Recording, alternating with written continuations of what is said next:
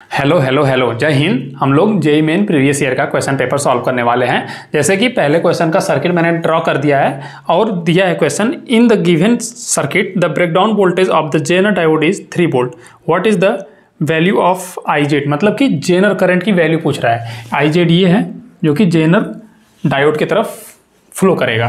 तो Jenner diode का ये वाला पॉजिटिव होता है और ये वाला नेगेटिव होता है, ये तो आपको जनरली पता है। और जेनर डायोड का वोल्टेज क्या होता है, ब्रेकडाउन, यानी ऐसा वोल्टेज जहां तक कि इसमें करंट नहीं फ्लो करेगा और जैसे ही उस पर्टिकुलर वोल्टेज के पास पहुंचेगा इसका पोटेंशियल डिफरेंस, उस केस में यहाँ पे करंट फ्लो कर जाएगा और वही करंट पूछ रहा है आई जेड। तो बताओ कि अगर इसके बीच का बोल दे दिया है कितना, जेनर वोल्टेज दिया है 3 वोल्ट। तो जब 3 वोल्ट दे दिया है तो ये पॉजिटिव वाला है ना, यानी कि यहाँ पे देखो तो 3 वोल्ट कह सकते हैं कि नहीं, पॉइंट ए के पास 3 वोल्ट, और इसको बोल सकते हैं 0 वोल्ट क्योंकि इसका जेनर वोल्टेज ही 3 वोल्ट है। और उसके बाद इसका भी 10 वोल्ट दिया है ना, यानी कि इस पॉइंट पर देखो तो 10 वोल्ट कर सकते हो, बिल्कुल कह सकते हो क्योंकि ये पॉजिटिव है, नेगेटिव है, यानी यहाँ पे 0 वोल्ट, यानी ये 0 वोल्ट तो यहाँ पे भी 0 वोल्ट है ना, बी के पास 0 वोल्ट।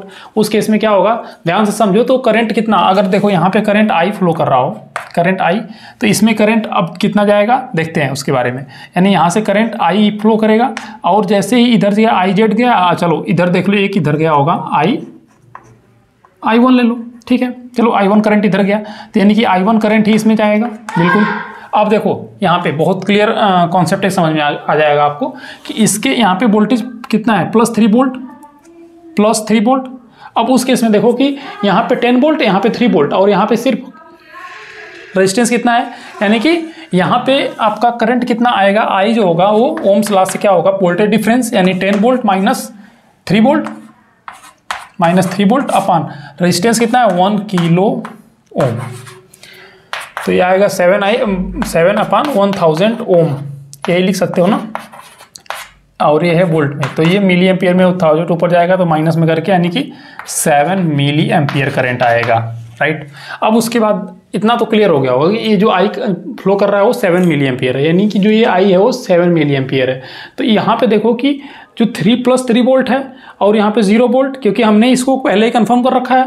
उस केस में देखो कि अगर ये जेनर डायोड और ये वाला रेजिस्टेंस पैरेलल में कनेक्टेड है, इसका मतलब कि ये +3 वोल्ट है, 0 वोल्ट है, यानी कि इसके ये क्रॉस, यानी यहाँ पे भी +3 वोल्ट होगा और यहाँ पे 0 वोल्ट ही होगा सेम। तो उसके बाद क्या होगा कि यहाँ पे भी हम करंट निकाल सकते हैं, यानी कि I1 भी अगर निकालना चाहें तो पोटेंशियल डिफरेंस 3 वोल्ट का ही है, और उसके बाद 2 किलो ओम यानी 2000 ओम लिख सकते हो। तो ये आया 1.5 मिली एम्पियर, यस, इतना आ जाएगा। तो देखो अब तुम इस पॉइंट ए पर अप्लाई कर दो किरचॉफ्स करंट लॉ। तो किरचॉफ्स करंट लॉ क्या बोलता है कि सम ऑफ द टोटल करंट जो वहाँ पे आ रहा हो उसका देख लो, यानी कि आई और उसके बाद -IZ -I1 = 0, यही तो होता है, यानी सम ऑफ टोटल करंट = 0, यही होता है। तो हमने यहाँ पे लिख देना है, ठीक ना। तो आई यहाँ पे सीधे IZ ही देख लेते हैं, IZ उधर जाएगा तो यानी I -I1 होगा, यही होगा। और हमने इसको निकाल रखा है कितना, 7 मिली एम्पियर -1.5 मिली एम्पियर, कितना 5.5 मिली एम्पियर। ये है आपका आंसर। होप कि समझ में आया हो कि जेनर डायोड कब काम करता है, जब अपने जेनर डायोड में करंट का फ्लो होता है जैसे ही वो अपने जेनर पोटेंशियल पे जाता है, यानी कि कट ऑफ पोटेंशियल, उसको ही कट ऑफ पोटेंशियल भी बोलते हैं, यानी कि उस पोटेंशियल पे पहुंचेगा तो ये फ्री हो जाता है, यानी करंट अलाउ करता है जाने को। नेक्स्ट क्वेश्चन दिया है, if the electric current through the wire varies with time के साथ दे रखा है, करंट का फंक्शन है तुम्हारा I = I0 + βt, यानी यही है t, और दे रखा है तुम्हारा I0 = 20 एम्पियर और बीटा भी दिया है 3 एम्पियर पर सेकेंड। तो बोल रहा है कि the amount of electric charge crossed through the section in wire in the t = 20 second, यानी कि 20 सेकेंड में कितना चार्ज पास कर रहा है, यही बोला। तो हमें पता है कि क्या होता है फॉर्मूला क्या होता है, अरे यार करंट होता ही है rate of change of charge, rate of change of flow of charge. तो फ्लो ऑफ चार्ज यानी कि Q = I.T। तो अगर हम ये करें dQ = I.dt लेंगे कि नहीं, इंटीग्रेट कर दो दोनों तरफ, यही करना है। तो देखो यहाँ पे I दे रखा है, तो ये जब इंटीग्रेट हो जाएगा तो ये मान लो Q ही आ गया, इसको इंटीग्रेट हम लोग करने वाले हैं यहाँ पे। तो ये हो जाएगा तुम्हारा I0 + βt और dt के रिस्पेक्ट में करना है क्योंकि टाइम है ये, और यहाँ पे आ जाएगा तुम्हारा I nought t plus beta t square by 2। Value रखो, वैल्यू कितना, कहाँ से कहाँ तक, टी तक 0 से 20, यानी कि 0 से 20 यही है। तो 0 से 20 के लिए था, 0 से 20 के लिए था तो 20 सेकेंड्स के लिए, तो यहाँ पे 20 की वैल्यू रखो, 0 वाला तो माइनस ही करके चला जाएगा, यानी 0 हो जाएगा, क्योंकि यहाँ पे भी टी है, यहाँ पे टी है, 0 रखोगे तो खत्म हो जाएगा, यानी बचा 20 का ही। 20 का पहले रखते हैं हम लोग। तो आई नॉट कितना दिया था, 20 एम्पियर। चलो 20 एम्पियर हटाओ, और सब कुछ ये SI यूनिट में ही है तो सही है सब कुछ।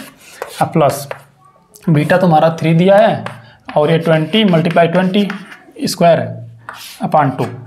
तो देखो इसका मल्टीप्लाई जब हम लोग करने वाले हैं, यानी यही तो चार्ज आने वाला है, यानी कि यहाँ पे आएगा 400 प्लस यहाँ पे हम लोग डिवाइड कर दे तो ये हो जाएगा 200 600, यानी कि 1000 कूलम ही आने वाला है। सही है कि नहीं मैं देख लेता हूँ आंसर पहले। हाँ यस 1000, और सेकेंड ऑप्शन करेक्ट है ना। नेक्स्ट क्वेश्चन देखो, गिवन बिलो आर 2 स्टेटमेंट्स। पहला स्टेटमेंट है if capillary tube is immersed first in cold water and then in hot water, the height of capillary rise will be smaller in hot water. Hot water में capillary rise smaller. अच्छा चलो capillary tube का formula हम लिख लेते हैं, कितना height when the fluid increase या फिर राइज इन द हाइट। उस केस में क्या होता है कि अगर h है ना तो 2t cos theta upon rho g r ये होता है।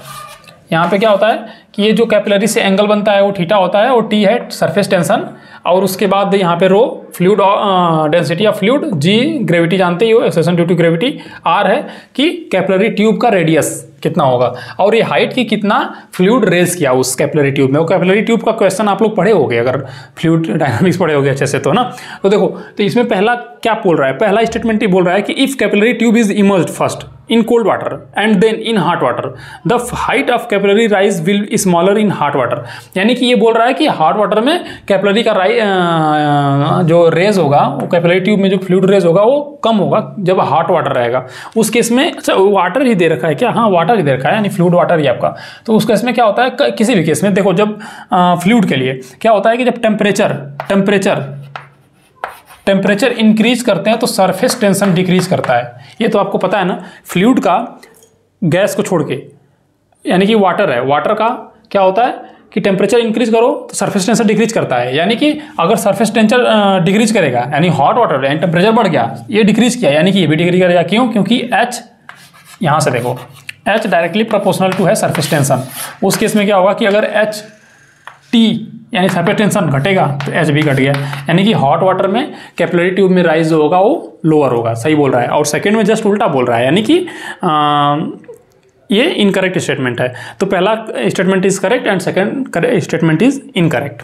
तो नेक्स्ट क्वेश्चन देखो दिया है कि a convex mirror of radius of curvature 30 centimetre form an image that is half of the size of the object. तो what is the distance of object, ये पूछ रहा है। तो कॉन्वेक्स मिरर है, कॉन्वेक्स मिरर है ना, अच्छा नहीं बन रहा है, चलो ठीक है। कॉन्वेक्स मिरर तुम्हें पता है ना। तो इसका बोला है कि रेडियस ऑफ कर्वेचर, तो रेडियस ऑफ कर्वेचर तो कहीं यहाँ होगा, और एफ कहाँ होता है, ये फोकल पॉइंट। तो रेडियस ऑफ कर्वेचर का हाफ होता है फोकल पॉइंट ना, फोकल लेंथ, तो r/2 यही होता है। 30 सेंटीमीटर दिया है ये, तो देखो पॉजिटिव की तरफ ही होता है, यानी कि प्लस में ही आएगा, और 15 सेंटीमीटर आएगा, क्योंकि रेडियस ऑफ कर्वेचर का हाफ होता है फोकल लेंथ।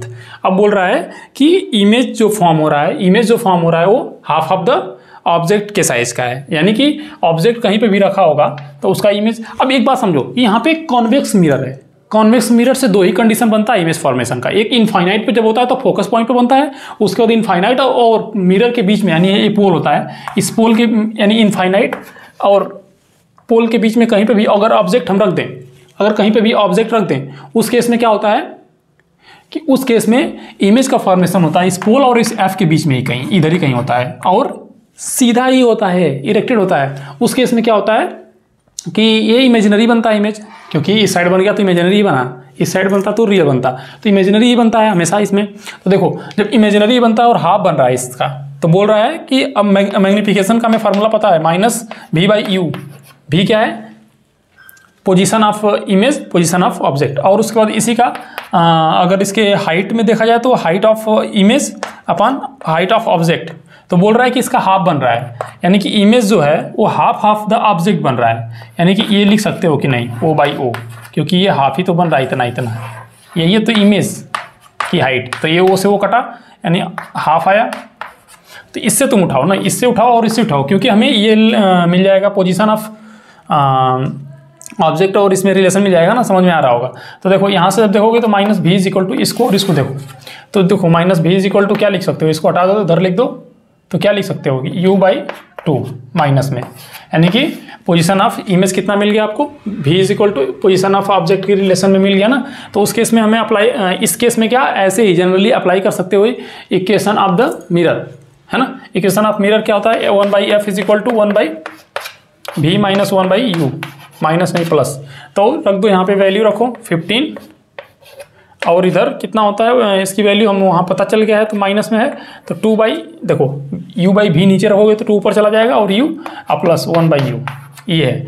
तो देखो यहाँ पे माइनस में ये आने वाला है 1/15, और ये माइनस करोगे तो -1/u, तो यहाँ से u निकालोगे तो 15 माइनस में ही आएगा, और ये सेंटीमीटर में था तो सेंटीमीटर में, यानी पोजीशन ऑफ ऑब्जेक्ट ये है, पोजीशन ऑफ ऑब्जेक्ट या डिस्टेंस ऑफ ऑब्जेक्ट तो माइनस में है, क्योंकि इस साइड में जो हम लोग लेते हैं यही तो होता है ना, ये पॉजिटिव में होता है और ये नेगेटिव में होता है, तो इसलिए नेगेटिव में ही आ रहा है पोजीशन, है ना। इस साइड रखा हुआ है ऑब्जेक्ट इतना कितना 15 सेंटीमीटर पर, यानी उसके फोकल पॉइंट के पे ही रखा हुआ है, इधर भी पॉइंट होता है उधर भी मान लेता है ना, ठीक है।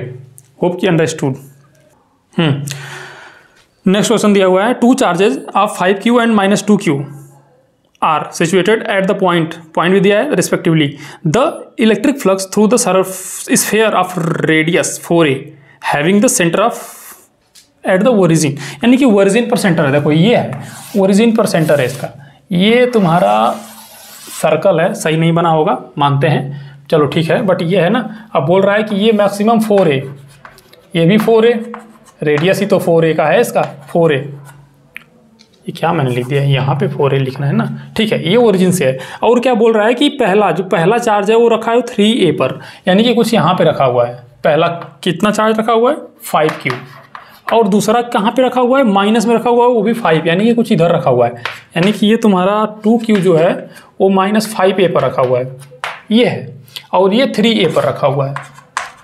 तो हमें पता है क्या, ये पूछ रहा है कि फ्लक्स ना हैविंग द सेंटर फ्लक्स, तो फ्लक्स बताना है हमें, तो फ्लक्स का फार्मूला हमें पता है किससे, गॉस लॉ से, क्या होता है Q इनक्लोज्ड, यानी कि गॉसियन सरफेस में, यानी इसको हम गॉसियन सरफेस मान सकते हैं ना, क्लोज, जिसके अंदर कोई क्लोज हो जाए चार्ज, तो उस केस में क्या है Q enclose upon epsilon not, तो यहाँ पे चार्ज कौन सा इनक्लोज है, ये तो बाहर ही है, इससे कोई मतलब ही नहीं है, यानी कि इस सरफेस, इसके सरफेस के थ्रू फ्लक्स जो जनरेट होगा वो इसी चार्ज से सिर्फ होगा, तो क्या Q इनक्लोज कितना है 5q अपॉन एप्सिलॉन नॉट, तो यही आपका इलेक्ट्रिक फ्लक्स है। इतना आसान सवाल है, अगर आप थोड़ा सा सिंपली अगर ये डायग्राम ड्रा कर लेते हैं और समझ जाते हैं तो खटाक से आंसर लगा के आ जाएंगे। नेक्स्ट क्वेश्चन देखो, a body start moving from rest with constant acceleration, curve her displacement s1 in first p-1 second and s2 in first p seconds, the displacement s1 plus s2 will be made in time, यानी कि s1 plus s2 कितने time में होगा, यही कह रहा है। तो देखो बोल रहा है कि s1 p-1 सेकेंड में कवर कर रहा है फर्स्ट, और s2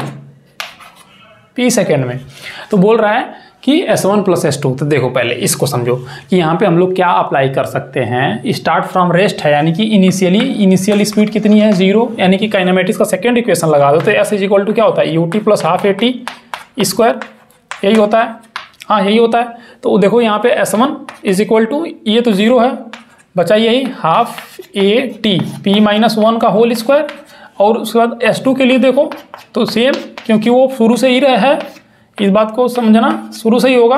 अब देखो कि यहाँ पे सब है, इसका इनको सम करना है, यही बोल रहा है कि यहाँ पे इनको सम करना है, क्योंकि उसको सम की वैल्यू चाहिए, ठीक है। तो अब एक बात बताओ कि अगर हम टोटल का देखें, टोटल डिस्प्लेसमेंट देखें, तो half at square initially start from rest, यानी इसी के बराबर इनका सम हो जाएगा, यानी कि इन दोनों का सम, यानी कि यहाँ पे रख सकते हैं हम ना 1/2 a कॉमन कर लें, तो यही ना आया p-1 का होल स्क्वायर प्लस p का square is equal to half at। तो देखो ये गया, ये कैंसिल आउट, ये बचा और इधर ये बचा, तो इसको मैं नीचे लिखूँ या ऊपर, इधर ही लिखता हूँ, ठीक है। तो देखो यहाँ पे इसका स्क्वायर कर दो और इसके साथ ऐड करो टी इधर है ना, यानी कि ये रूट के अंदर ही तो आने वाला है। बट इसको थोड़ा सा ओपन कर दो, क्योंकि आंसर ओपन में ही दिया होगा थोड़ा बहुत। हाँ, तो इसको ओपन करो, इसको ओपन करते हैं तो कितना है, p माइनस 1 का whole square, p square plus 1 minus 2p, और उसका इधर पी स्क्वायर था, is equal to t square बचा है। यहाँ से कैंसिल आउट हुआ तो टी स्क्वायर ही बचा है। तो अब इसका पहले हम एड ऑड कर ही लें, उसके बाद देखो 2p square minus 2p plus 1, ये रूट के अंदर आएगा, t इज इक्वल टू, यही पूछ रहा है तुमसे। तो देखो आंसर यही वाला मैच कर रहा है, कौन, 2p square minus 2p। Yes, second option is correct, है ना। एक एकदम सिंपल सा था, अगर सिंपली सोचो तो कर ले जाओगे, सिंपली सोचोगे तो कर ले जाओगे, थोड़ा कॉम्प्लेक्स करोगे मामला घबरा जाएगा।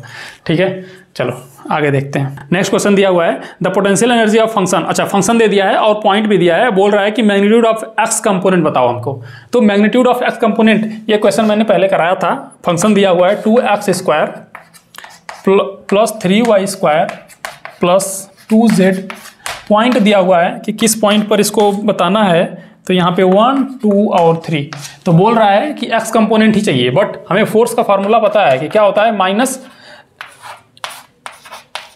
Derivative of potential energy with respect to position. तो यहाँ पे सिर्फ एक्स इसलिए मैंने लिख दिया, पोजीशन आर, तीनों कंपोनेंट के लिए ना आर। लेकिन हमें अगर इसको मैं और ओपन में लिखूं तो यही लिख सकता हूं ना कि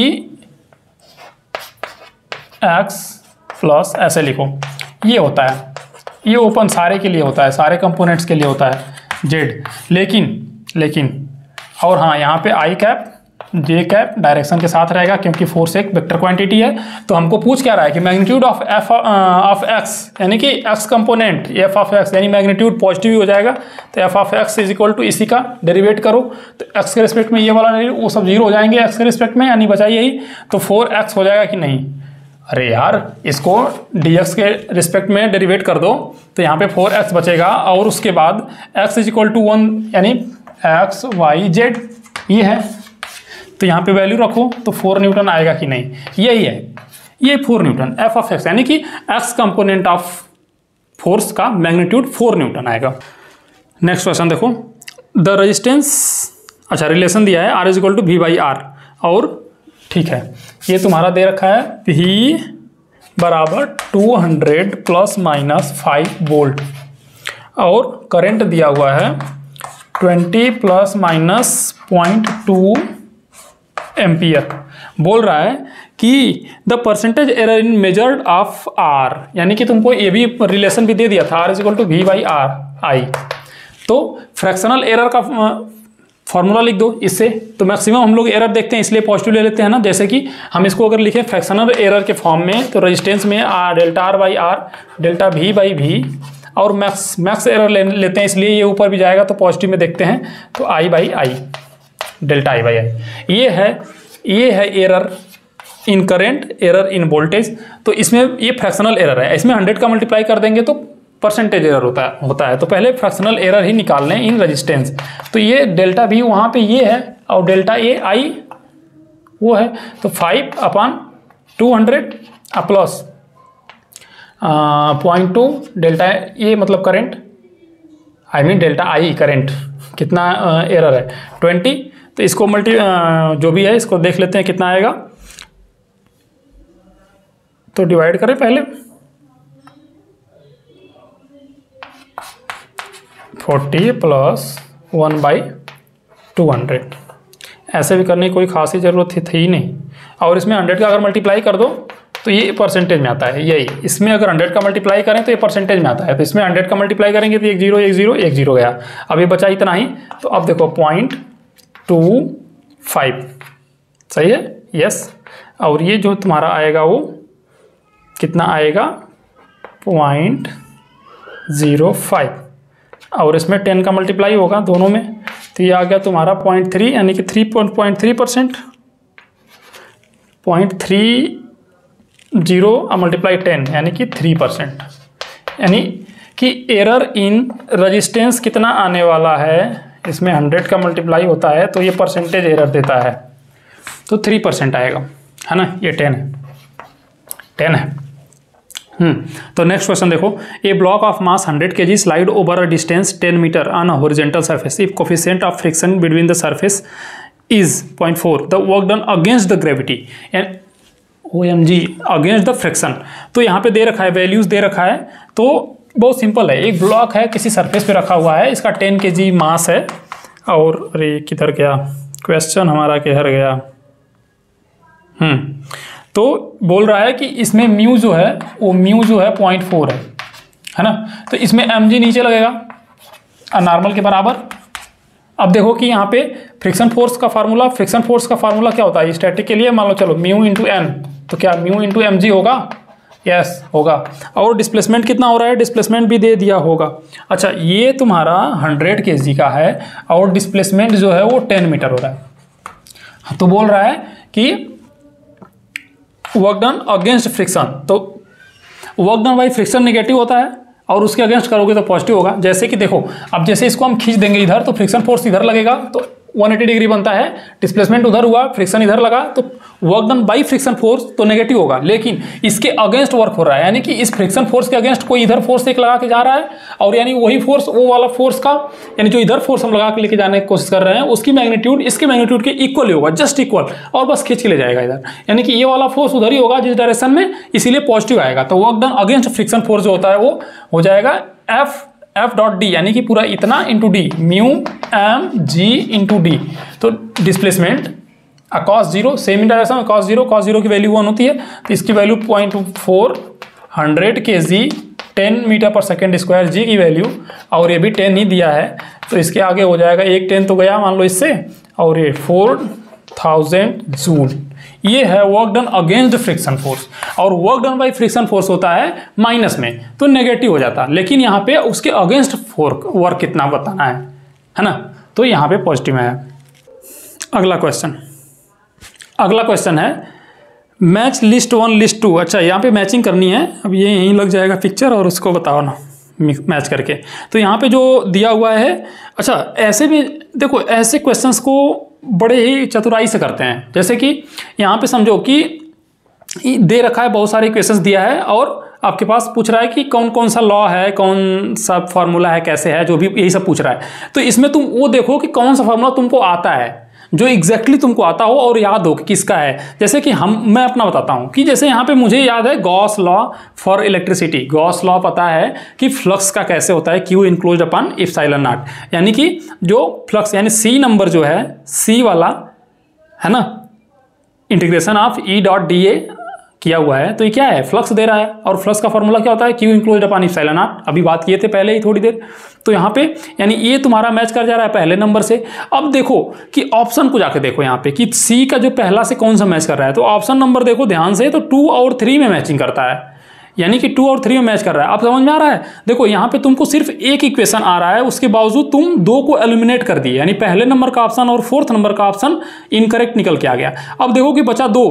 अब उस केस में क्या करोगे कि एक तुम तुक्का भी मार सकते हो इस क्वेश्चन को। कैसे तुक्का मार सकते हो कि अब तुम्हारे पास 2 ही है, 2 ऑप्शन मिल गया, अब इसमें से कोई भी एक मार दो। अगर तुमको कोई नहीं आ रहा हो, एक और आ रहा हो, तो आंसर ही निकल जाएगा। देखिए 4 इक्वेशंस भले दे रखा है, लेकिन 2 इक्वेशन का आंसर आ रहा हो तो निकल के आ जाए, बट एक ही का हमें पता है, फिर भी हमें 2 ऑप्शन मिला। अब 2 ऑप्शन को तुम तो तुक्का लगा भी दोगे तो क्या फर्क पड़ता है, यहाँ पे चांसेस बढ़ गया ना तुम्हारे आंसर करेक्ट होने का, प्रोबेबिलिटी 50%। तो ऐसे क्वेश्चन में ही तुक्का लगाया जाता है। जेईई मेन के क्वेश्चन पेपर में जिसमें ऑप्शन दे रखा है, तुक्का अगर मारना चाहते हो तो ऐसे ही तुक्का मारना जिसमें कि तुम 2 ऑप्शंस को एलिमिनेट कर दो, यानी बचा 2 ही, 2 में कंफ्यूजन हो तो किसी एक को तुक्का लगा के आओ, चांसेस बढ़ जाते हैं सही होने के, इसलिए बाकी और तुक्का नहीं लगाते हैं जल्दी। इससे क्या होता है कि आपका माइनस मार्किंग में चला जाता है, बट जब 2 रहते हैं तो उस केस में सही होने का चांस बढ़ जाता है। तो देखो अभी हमें ये पहला और दूसरा ये भी पता है कि जो गॉस लॉ फॉर मैग्नेटिज्म है, तो यहाँ पे मैग्नेटिक फ्लक्स के लिए मैग्नेटिक फ्लक्स 0 होता है गॉस लॉ फॉर मैग्नेटिज्म, यानी कि डी का सेकंड। तो अब देखो कि इसमें मैच कौन सा कर रहा है, यानी कि 3rd नंबर मैच कर गया, यानी ए का 4th, बी का 3rd, सी का 1st और डी का 2nd। तो देखिए मैंने 2 कंफर्म किया लेकिन आंसर ही निकल के आ गया, यानी 3rd ऑप्शन करेक्ट है। अब अगले क्वेश्चन पे चलते हैं। अगला क्वेश्चन ये दे रखा है कि देखिए किधर है, ठीक है। अगला क्वेश्चन दिया हुआ है, if the radius of curvature of the path of 2 particles of same mass are the ratio, यानी कि रेडियस का रेशियो दे रखा है, कर्वेचर ऑफ पाथ का रेडियस का रेशियो दे रखा है, then order to have constant centripetal force their velocities will be in the ratio. तो फार्मूला फॉर सेंट्रीपिटल फोर्स क्या होता है? Formula for centripetal force mv²/r। तो फॉर टू पार्टिकल्स देखो, यानी कि हम centripetal force F1 is equal to m1 v1² F2 के लिए, दूसरा पार्टिकल के लिए v2² अब तुमको दिया क्या है? R1/R2 दिया है 3:4 यानी 3/4। और बोल क्या रहा है? अब इनको तुम डिवाइड ही कर दो, यहाँ पे डिवाइड ही कर दो। देखो और बोल क्या रहा है कि तुम्हारा two particle of same mass यानी कि m1 is equal to m2 same, और क्या सेम है? F1 is equal to F2 भी सेम, सेंट्रीपिटल फोर्स भी सेम है, यानी ये भी सेम तो कट गया, ये भी सेम कट गया, बचा ये और ये, यानी इन्हीं में रिलेशन पूछ रहा है। तो देखो अब ये ऊपर जाएगा नीचे जाएगा, मतलब कि सब मिला जुला के तुम इसको ऊपर इसको नीचे, तो देखो क्या होगा कि v2² R1 is equal to v1² R2। तो तुमको v1/v2 देखना है, तो v1/v2 यानी कि R1/R2 और रूट के अंदर R1 R2 तुम्हारा दिया है √3 और उसका 2 आ जाएगा रूट। तो देखो √3/2 यानी कि पहला ऑप्शन ही सही है, यानी कि ऐसे आएगा ना √3 सिर्फ 2 v1:v2, यही तो आ गया आंसर। कितना सटीक आ रहा है ना, ऐसे थोड़ा सा सॉल्व करोगे तो मजा आ जाएगा। हाँ तो नेक्स्ट क्वेश्चन देखो, इसमें दिया है कि galvanometer having coil resistance 10 ohm shows a full scale deflection for the current 3 milli ampere. For it to measure a current 8 ampere, the value of the shunt should be, यानी कि galvanometer से जोड़ा हुआ है, ये है तुम्हारा गैल्वेनोमीटर, और जो करंट जा रहा है IG कितना 3 मिली एम्पियर। अब बोल रहा है कि इससे हम एक शंट जोड़ दें, शंट मतलब वेरिएबल रेजिस्टेंस, ये वेरिएबल रेजिस्टेंस होता है, यानी कि रेजिस्टेंस ऑफ शंट, ये चेंज करा जा सकता है। अब बोल रहा है कि करंट जो है वो करंट कितना आ रहा है 8 एम्पियर का, और पूछ रहा है कि इसकी वैल्यू बताइए, और यहाँ पे दे भी रखा है कि गैल्वेनोमीटर का कितना रेजिस्टेंस है, कितना 10 ओम। ठीक है, तो देखो यहाँ पे ध्यान से देखो, अगर तो ये जुड़ा हुआ होगा ऐसे ही, तो इस पॉइंट और ये पॉइंट से देखो तो ये इसका रेजिस्टेंस और ये रेजिस्टेंस पैरेलल में आ गया, यानी कि इसके अक्रॉस वोल्टेज सेम होगा, इसके अक्रॉस वोल्टेज सेम होगा, यानी कि वोल्टेज अक्रॉस द G, यानी कि तुम IG इंटू RG कर सकते हो, इज इक्वल टू इसके अक्रॉस वोल्टेज सेम होगा I। अच्छा इसमें करंट कितना जा रहा है, अगर IG I इधर से आ रहा है तो देखो इसमें बचा कितना करंट 8 माइनस इसको मिली एम्पियर को एम्पियर में बदल दो तो 0.00, यानी कि हम सीधे सीधे ऐसे लिख देते हैं, चलो I for shunt IS into RS। तो तुमको RS ही चाहिए, शंट के लिए रेजिस्टेंस कितना होना चाहिए, तो IG into RG upon IS तुम्हारा इसी का डिफरेंस होगा इन दोनों का, क्योंकि इस पॉइंट से डाइवर्ट हो रहा है, यानी कि किरचॉफ्स करंट लॉ यहाँ पे लगाओगे यार तो आएगा ना डिफरेंस इसका।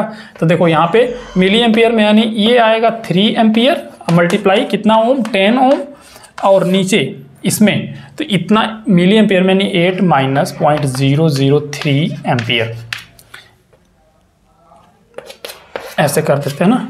अब मल्टीप्लाई करके इसका आंसर निकाला जा सकता है, तो इसको हम लोग ये कहाँ से कहाँ तक मैंने कर दिया ऐसे, है ना। तो देखो यहाँ पे मल्टीप्लाई और डिवाइड करके आंसर निकाला जा सकता है, तो आंसर तुम्हारा कितना आएगा 3.75 इंटू 10⁻³ ओम। बहुत छोटा सा रेजिस्टेंस हम लोग शंट का लगाएंगे, यस ये है आंसर। ठीक है आगे चलते हैं, नेक्स्ट क्वेश्चन देखो, a biconvex lens of refractive index 1.5 has focal length दिया हुआ है। चलो सारी वैल्यू रखते हैं, उस बाइकॉन्वेक्स लेंथ का L से लिखते हैं ना, 1.5 है रिफ्रैक्टिव इंडेक्स, फोकल लेंथ कितना है इसका 20 सेंटीमीटर।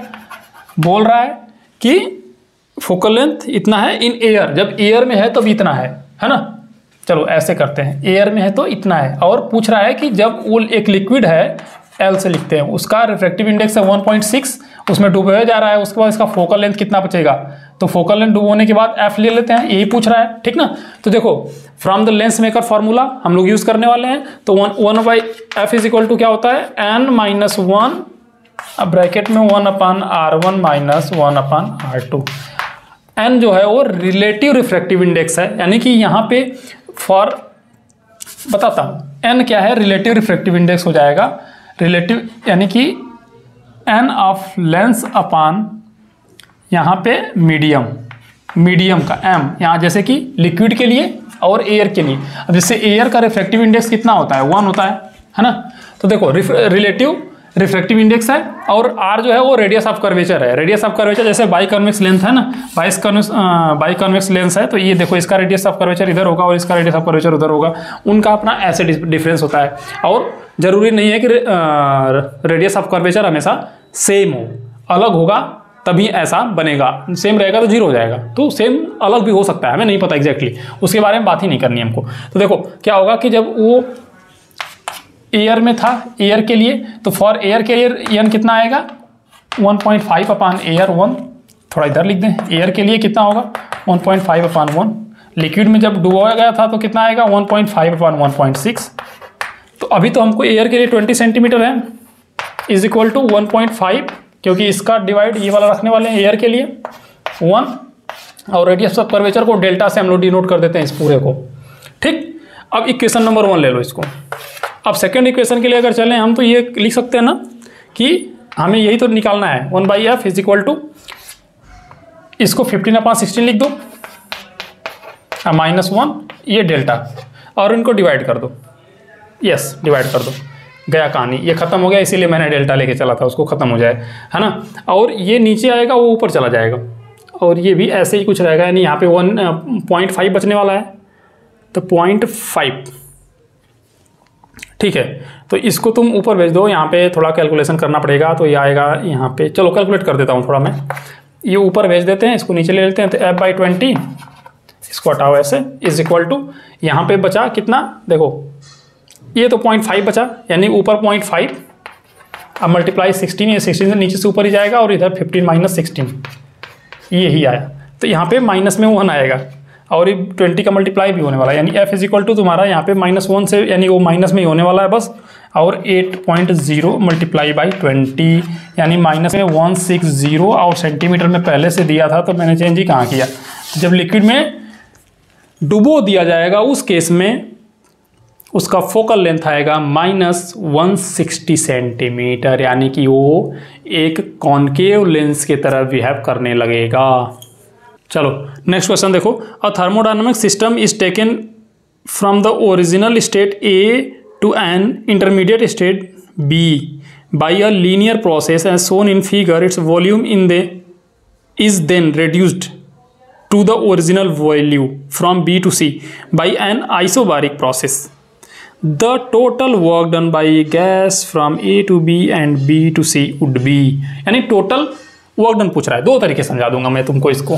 देखो ये है तुम्हारा P और V, यानी V है, ये वॉल्यूम है, अब मीटर क्यूब में दिया है, और यहाँ पे प्रेशर है तुम्हारा, ये थोड़ा डाइन सेंटीमीटर स्क्वायर में दिया हुआ है। चलो तो चलो भाई हम देखते हैं कि ये तुम्हारा दिया हुआ है, डायग्राम तो तुमको बनाया मिलेगा नहीं, ये है point A C B, question ऊपर दिख रहा होगा प्रॉपर आपको, ये है 8000, नीचे वाला पॉइंट 4000 डाइन पर सेंटीमीटर स्क्वायर में दिया है, और यहाँ पे ये 37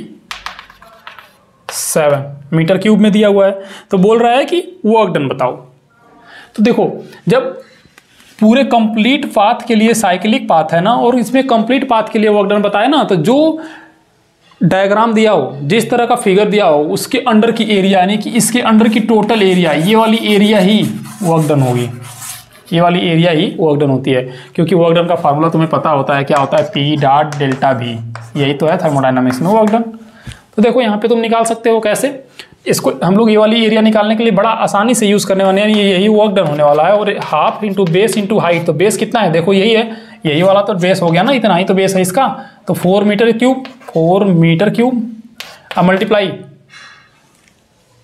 चेंज इन, हमें तो हाइट चाहिए, सिर्फ हाइट निकालेंगे हम, प्रेशर का चेंज बोलने जा रहे थे, बट देखो समझो यहाँ पे कि सिर्फ हाइट ही चाहिए, तो ये वाली हाइट कितनी है 8000 माइनस 4000, ये वाली हाइट आने वाली है, यानी कि 4000 ही तो आने वाली है। 8000 में से 4000 माइनस करोगे तो कितना बचेगा 4000 डाइन पर मीटर सेंटीमीटर स्क्वायर, ये है। तो देखो यहाँ पे डाइन को हम चेंज कर देंगे अभी। अच्छा चलो इसको हम चेंज ही कर देते हैं, क्योंकि हमें आंसर जो दे रखा है वो जूल में दे रखा है, ऑप्शन जो है जूल में है, तो हमें इसको चेंज करना पड़ेगा न्यूटन और पर मीटर स्क्वायर में। तो 1 dyne is equal to 10⁵ minus में होता है, यानी कि ऐसे लिख दोगे कि नहीं 10⁻⁵ न्यूटन, और सेंटीमीटर था ना तो 10⁻⁴ मीटर स्क्वायर लिख दोगे, आराम से लिख दोगे भाई, क्योंकि 1 centimetre is equal to 10⁻² square होगा तो 4 हो जाएगा। तो देखो ये आया, तो यहाँ पे 2 और ये 4000, यानी यहाँ पे माइनस, यानी ये डेसिमल में यहाँ पे आ जाएगा 48। तो देखो 800 यस 0.0 इतना जूल, ये आएगा वर्क डन इतना आसानी से। ये है वर्क डन। देखें आया सही आंसर कि नहीं, हम ही गलत हो गए। अच्छा इसमें ऑप्शन नहीं मैच कर रहा है, ठीक है, और ये हमारा सोल्यूशन करेक्ट है, तो ये क्वेश्चन होता है बोनस में। इस तरह से जब ऑप्शन नहीं मैच करता है उस केस में सबको नंबर दे दिया जाता है, या फिर सबका नंबर काट लिया जाता है, ठीक है।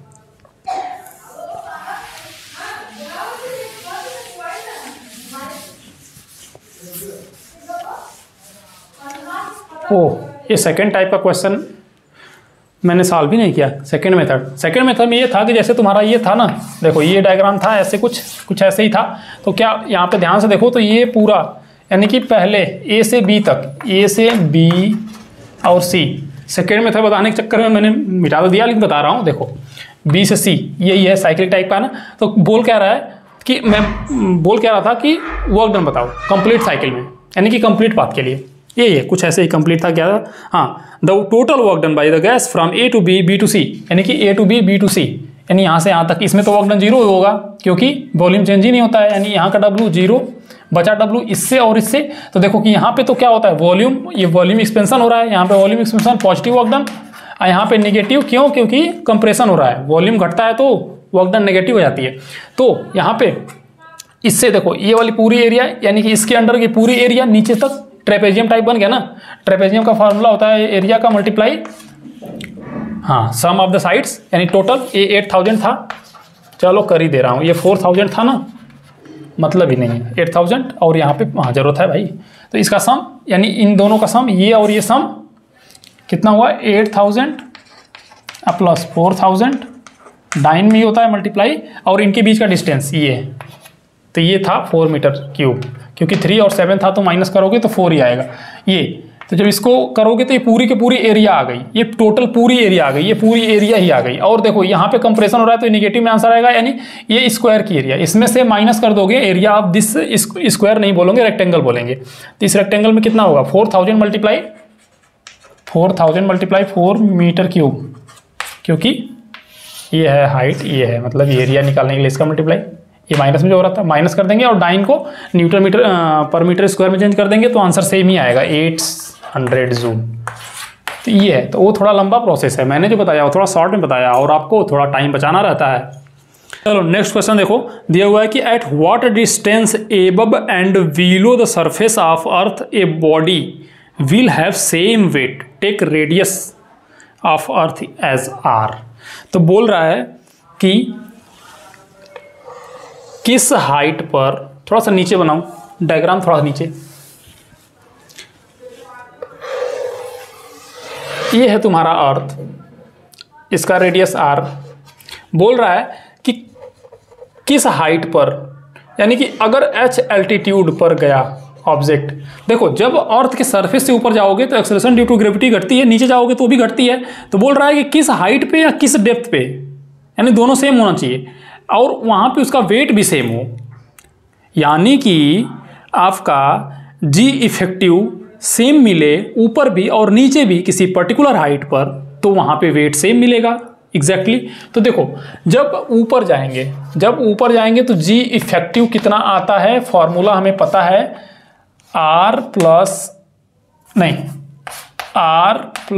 एच का होल स्क्वायर, ये होता है फॉर्मूला। और जब नीचे थोड़ा, अब कितना ही नीचे, एच ही नीचे गए तो जी इफेक्टिव, यानी कि यहाँ पे जी इफेक्टिव और यहाँ पे जी इफेक्टिव सेम होगा। तो अब नीचे के लिए लिख रहे हैं हम, तो लिखेंगे 1 माइनस एच अपान आर, और ये जी इफेक्टिव दोनों के लिए सेम होगा। तो अभी तो वेट, किसी भी ऑब्जेक्ट का वेट क्या होता है, W, W is equal to m into g dash. अगर यहाँ पे इफेक्टिव वेट देखेंगे तो सेम होना चाहिए, यानी यहाँ पे भी उसका जी इफेक्टिव, वहाँ पे भी जी इफेक्टिव सेम होएगा, तो वेट सेम निकल जाएगा। मास तो हमेशा चेंज होता कभी नहीं है ना। तो देखो, यानी कि ये दोनों इक्वल है, तो यानी इसको भी इक्वल तुम कर सकते हो, बिल्कुल कर सकते हो। तो इक्वल कर दो, और यहाँ पे हम लोग थोड़ा सा सॉल्व करने वाले हैं। तो हाँ ठीक है, यहाँ पे लिखते हैं हम, तो ये भी कैंसिल हो जाएगा, इक्वल होगा तो r upon r plus h का whole square is equal to 1 minus h by r. इसको सॉल्व करने वाले हैं हम लोग।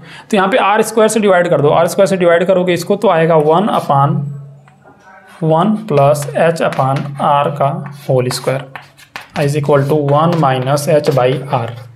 अब यहाँ से हम लोग एच को ही तो सॉल्व करना है और आर के फॉर्म में आएगा।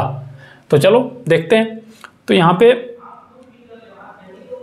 सॉल्व करने के लिए इसको उधर मल्टीप्लाई कर दो, बचेगा 1। चलो यहाँ से हम लिखते हैं, अब ऊपर से लिखेंगे तो कि नीचे तक आना है हमें ना। तो देखो इसको उठा के इधर मल्टीप्लाई कर दोगे तो इधर 1 ही बचेगा, यानी इसका मल्टीप्लिकेशन इस, तो देखो लिख सकते हैं हम लोग 1 प्लस एच अपान आर का होल स्क्वायर और 1 माइनस एच बाई आर बराबर 1। इसको तुम एक्सपेंड कर दो, इसको एक्सपेंड कर दो, 1 plus h square by r square plus 2h by r, और ये ऐसे होगा, ये वाला हो जाएगा, माइनस नहीं रहेगा, मल्टीप्लिकेशन में है, इज इक्वल टू 1। अब देखो इसका मल्टीप्लाई इसके साथ मल्टीप्लाई कर दो, चलो इसका मल्टीप्लाई दोनों के साथ, इसका दोनों के साथ, इसका दोनों के साथ, ये तीनों का। तो देखो यहाँ पे माइनस एच बाई आर लिख सकते हैं, बिल्कुल लिख सकते हैं। इसका मल्टीप्लाई उतना ही रहेगा सर, बिल्कुल रहेगा उतना ही, लेकिन अब माइनस माइनस क्यूब में आएगा, यस। अब फिर इसका करेंगे तो कितना आएगा, प्लस 2h बाई आर और minus 2h square by r और इक्वल टू 1, इक्वल टू 1, क्या पता उधर ना मिले, इसीलिए मैंने थोड़ा सही से लिखा है यहाँ पे, यहीं पे इक्वल टू 1। तो देखो 1 से तो 1 कैंसिल हो गया। अब देखो बचा ये, तो यहाँ से देखो ये प्लस में है, ये माइनस में, यानी प्लस में आएगा h अपान आर, और इसको देखो ये माइनस में और ये प्लस में है, तो यहाँ पे माइनस में आएगा क्योंकि वो वाला बड़ा है, 2 अब रह नहीं गया, क्योंकि तुम समझ रहे होगे, इतना तो तुम्हारी समझदारी है। तो देखो ये हो गया स्क्वायर, और बचा क्यूब अपान आर, ये वाला बचा और ये दोनों घट गए एक दूसरे से, तो ये वाला, और बचा 0 इधर, ठीक है। तो अगर हम इसको, ये पॉजिटिव में है, बाकी दोनों निगेटिव में है, तो हमें इन दोनों को पॉजिटिव कर दें, इसको निगेटिव कर सकते हैं बिल्कुल। तो यहाँ पे कंसीडर कर लो, चलो इसको मिटाऊंगा अभी, लेकिन कंसीडर कर लो यहाँ पे x, इसके बराबर x, तो x लिखेंगे। चलो इसको थोड़ा माइनस प्लस वाला पहले लिख लूँ, उसके बाद रुक जाओ। अभी देखो इसको हम उधर भेज रहे हैं, इसको भी सबको उधर भेज रहे हैं, प्लस करना चाहते हैं, तो क्यूब बाई आर क्यूब, देखो ये भी क्यूब रहेगा भाई, ऐसे बोलना मत, यहाँ पे क्यूब है ना। और उसके बाद plus h square by r square minus h by r is equal to 0। थोड़ा माइनस प्लस चेंज किया मैंने इसलिए क्योंकि अब लेट एच बाई आर ना लिखें, इधर ना लिखते हैं, चलो इधर लिखते हैं, इसको मिटा दूँ, इतना ही की तो ज़रूरत है। चलो देखो, let h by r is equal to x, quadratic या 3 पावर का बनने वाला इक्वेशन। देखो एक्स क्यूब लिख सकते हो plus x square minus x is equal to 0, x का अमल तो 0 हो जाएगा, यानी x square plus x minus 1 is equal to 0। Quadratic equation बन गया ना। इस क्वाड्रेटिक इक्वेशन को सॉल्व कर दो भाई, इस क्वाड्रेटिक इक्वेशन को सॉल्व कर दो, तो यहाँ पे श्रीधराचार्य रूल लगा देते हैं, x is equal to minus b, तो यहाँ पे a x square plus b x plus c is equal to 0। तो माइनस बी यानी यहाँ पे 1 होगा, 1 plus minus root of b square minus 4ac, ये minus 4ac, 4 1 a C minus 1, तो यह प्लस में आ जाएगा, यानी इसको प्लस 4 कह सकते हो एग्जैक्टली, अपान 2a, 1 है यानी कि 2 बचा बस, है ना।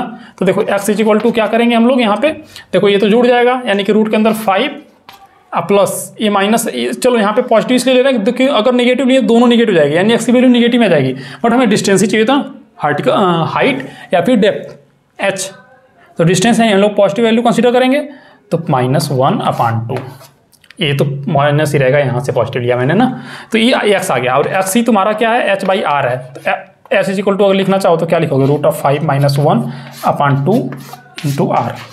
ये है तुम्हारा आंसर। थोड़ा सा बड़ा क्वेश्चन था, बट थोड़ा सा धैर्य रख के चलेंगे आप तो आंसर तक जरूर पहुंचेंगे, मंजिल मिलेगी जरूर। A capacitor of capacitance 100 microfarad is charge to the potential, और इंडक्टर दिया हुआ है, पूछ रहा है the maximum current in the circuit would be. तो कैपेसिटेंस दे दिया है कितना, 100 माइक्रोफैरेड। माइक्रोफैरेड में बदल देंगे तो 10⁻⁻6 हो जाएगा, और किस वोल्टेज पर है, 12 वोल्ट पर है। और इंडक्टेंस कितना है, इंडक्टेंस 6.4 मिली हेनरी, तो 10⁻³ हेनरी हो जाएगा। और पूछ रहा है कि maximum current in the circuit. तो देखो मैक्सिमम करंट सर्किट में फ्लो करने के लिए कैपेसिटर में स्टोर्ड एनर्जी पूरी तरह से ट्रांसफ़र हो जाती है इंडक्टर को, यानी कि अप्लाई कर सकते हैं हम लोग कंजर्वेशन ऑफ एनर्जी। जैसे कि कैपेसिटर में कंजर्व्ड एनर्जी कितनी होगी, कैपेसिटर का और इंडक्टर का, तो ½ होती है, और उसके बाद इसका हाफ इंडक्टेंस I मैक्स, अगर मैक्सिमम करंट है तो I मैक्स का स्क्वायर ये है। तो हाफ से तो हाफ गया। चलो IM निकालना हो तो तुम्हारा आएगा C/L रूट में और V बाहर, वैल्यू पुट कर दो, यही आंसर आ जाएगा तुम्हारा। C कितना है, 100 × 10⁻6/6.4 × 10⁻³ मल्टीप्लाई बाई 12 वोल्ट।